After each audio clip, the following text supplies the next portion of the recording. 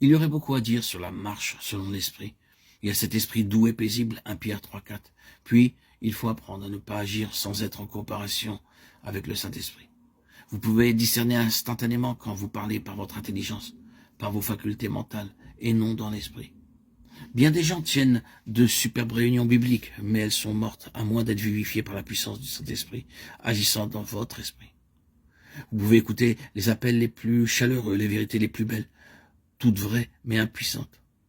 Hélas, ceux qui parlent ne se rendent pas toujours compte que la vie n'y est pas, et que ce ne sont que des productions purement mentales.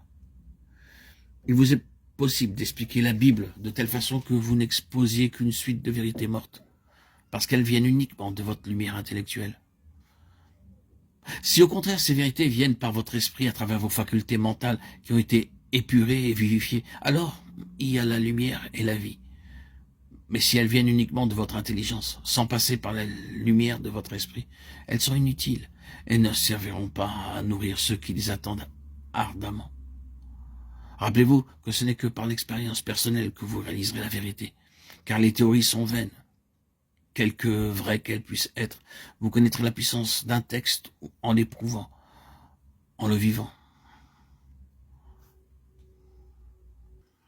Dans Éphésiens 6, Paul nous exhorte à être forts dans le Seigneur et par sa force toute puissante. Nous avons besoin de force, car souvent nous ne pouvons presque plus résister. Il faut que nous soyons forts. Comment arriverons-nous à être fortifiés en esprit? Paul nous le dit, puissamment fortifiés par le Saint-Esprit dans l'homme intérieur. Éphésiens 3,16. C'est le Saint-Esprit, l'Esprit qui ressuscita Jésus d'entre les morts. Ce même Esprit qui est dans notre esprit pour nous fortifier puissamment dans l'homme intérieur, qui vivifiera aussi nos corps mortels par son esprit demeurant en nous. Remarquez encore comment Paul parle de l'esprit comme d'une partie distincte de l'âme et du corps. Dieu que je sers en mon esprit, Romains 1,9, afin que nous servions Dieu dans un esprit nouveau et non point selon la lettre qui a vieilli, Romains 7,6. Il écrit encore aux Corinthiens qu'il était absent de corps, mais présent d'esprit, à Corinthiens 5,3. Vous et mon esprit étant assemblés avec la puissance de notre Seigneur Jésus-Christ. 1 Corinthiens 5,4. Ceci nous décrit l'esprit de communion intime avec Dieu et avec les enfants de Dieu, dans l'esprit, combattre avec un même esprit. Philippiens 1,27. Telle est l'union que Dieu demande, une union d'esprit à esprit parmi son peuple, afin qu'il soit un, se tenant ferme contre l'ennemi dans la sphère spirituelle.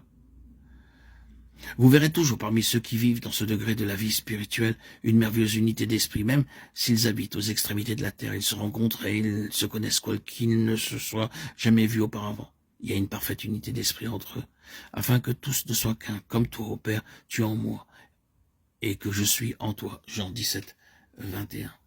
Telle est l'unité de l'esprit en Dieu. Paul écrivait, « Je n'eus point l'esprit en repos parce que je n'y trouvais pas Tite et mon frère. » de Corinthiens 2,3. Vivez-vous selon votre âme ou selon votre esprit?